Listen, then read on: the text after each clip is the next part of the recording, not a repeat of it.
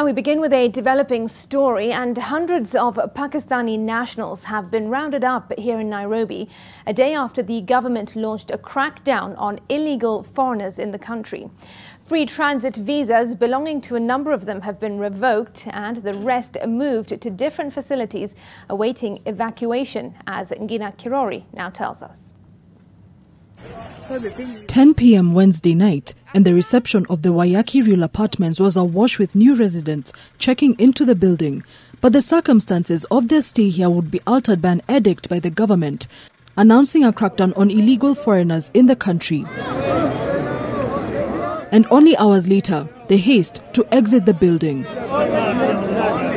The Pakistani nationals, numbering at least 100, had to be vetted before being allowed to their hotel rooms at the intervention of the Pakistani embassy.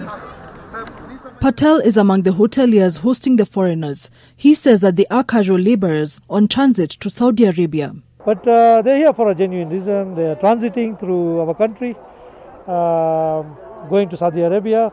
Saudi Arabia has a law that anybody visiting Saudi Arabia or returning back to Saudi Arabia who are not Saudi Arabians have to quarantine outside their domicile country or their home country for at least 14 to 15 nights. In response, the government has cancelled a number of free transit visas, citing COVID-19 containment concerns. The government also ordering a crackdown on those with illegitimate visas, but the foreigners say they are here legally and say this is unnecessary.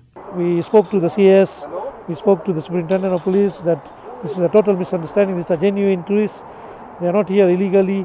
They have visas. They have come to the airport. They have not crossed the borders illegally or whatever. So I don't think they deserve to be treated like this. Hoteliers arguing that the guests had brought tourism numbers back up and that those with legitimate documents should be allowed into the country. A number of police officers have stayed behind for surveillance. The Pakistani nationals will now be taken to a hotel to quarantine before they are taken to their destination country, that is Saudi Arabia. But Kenyans are still questioning why it took their uproar for action to be taken. Ngina Kirori, NTV.